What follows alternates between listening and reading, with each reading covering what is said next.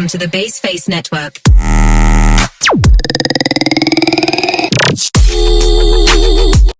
Assalamualaikum warahmatullahi wabarakatuh.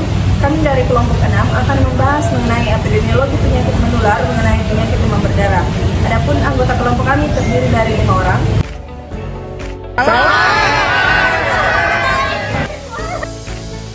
Assalamualaikum warahmatullahi wabarakatuh. Kami dari kelompok 6 akan membahas mengenai epidemiologi penyakit menular mengenai penyakit demam berdarah. Adapun anggota kelompok kami terdiri dari 5 orang.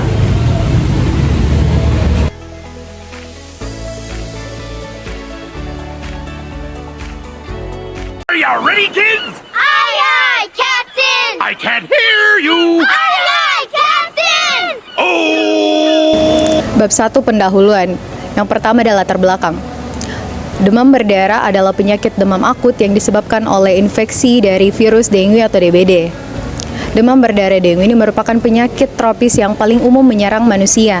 Virus DBD ini menyerang manusia atau menularkan manusia melalui gigitan nyamuk yang terinfeksi, terutama pada nyamuk Aedes aegypti dan Aedes albopictus, yang dimana nyamuk ini tersebar hampir di seluruh wilayah Indonesia.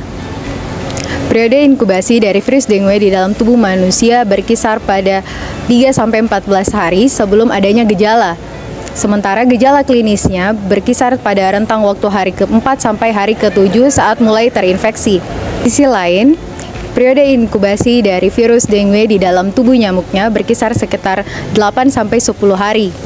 Adapun gejala klinis yang ditimbulkan dari virus dengue ini sangat bervariasi, mulai dari infeksi tanpa adanya gejala demam, demam dengue atau DD, hingga demam berdarah dengue atau DBD. Yang kedua yaitu rumusan masalah. 1. Bagaimana gambaran epidemiologi dari penyakit demam berdarah dengue atau DBD? Yang kedua, apa definisi dari penyakit demam berdarah dengue atau DBD? Yang ketiga, bagaimana etiologi dari penyakit demam berdarah dengue atau DBD? Yang keempat, bagaimana manifestasi klinis dari penyakit demam berdarah dengue atau DBD? Yang kelima, bagaimana rantai penularan dari penyakit demam berdarah dengue? Yang keenam, bagaimana upaya pencegahan dan penanggulangan dari penyakit demam berdarah dengue atau DBD?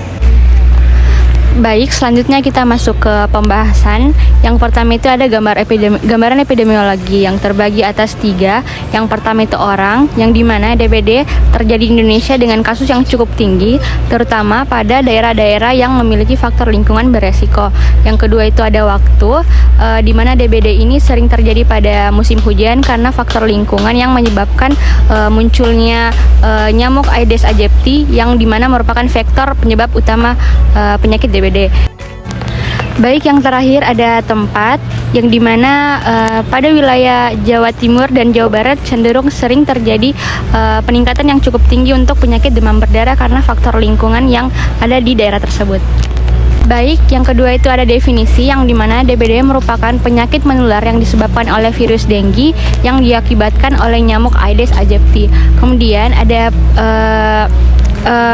akibat yang disebabkan jika terkena penyakit DBD ini. Yang pertama itu demam yang tinggi, batuk-batuk, nyeri pada belakang bola mata, mual, mimisan, dan lain-lain.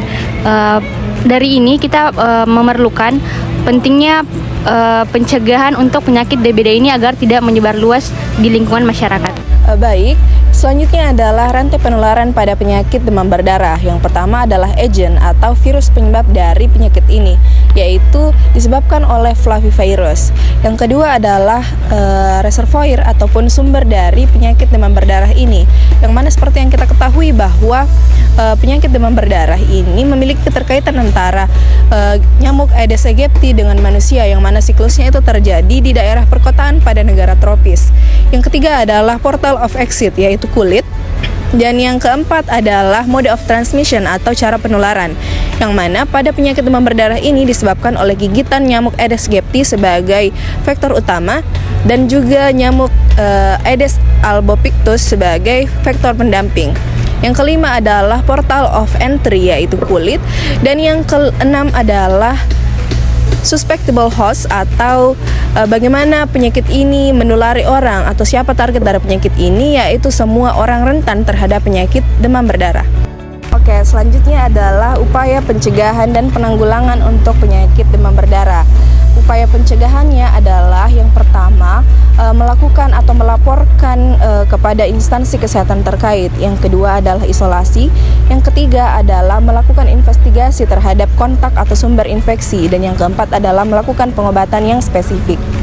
Selanjutnya adalah upaya penanggulangan untuk penyakit demam berdarah ini. Yang pertama adalah memusnahkan virus atau nyamuk Aedes aegypti di lingkungan pemukiman atau lingkungan yang dekat dengan kita. Dan yang kedua adalah menggunakan obat gosok nyamuk terhadap manusia yang terpajan dengan gigitan nyamuk Aedes aegypti. Selanjutnya, etiologi yang merupakan penyakit demam berdarah denggi atau DBD yang ditularkan melalui virus denggi dan penularannya itu terjadi oleh nyamuk Aedes aegypti. Pada penerapan ibu predator yang dimana suatu metode inovasi untuk mengurangi larva pada nyamuk Aedes aegypti. Nah, pada metode inovasi ibu predator ini menggunakan predator alami, yakni ikan dengan serangga, yang dimana untuk mengurangi pestisida dan ramah pada lingkungan. Selanjutnya pada manifestasi klinis dari virus denggi yang sangat luas jangkanya, mulai dari yang berdampak hingga yang tidak berdampak, tetapi yang tidak berdampak akan menyebabkan kematian. Terdapat beberapa golongan atau ada beberapa fase klinis dari penyakit demam berdarah. Yang pertama itu fase febris, yang dimana fase febris terjadi 2-7 hari yang ditandai oleh muka kemerahan, nyeri otot, nyeri sendi, dan juga sakit kepala.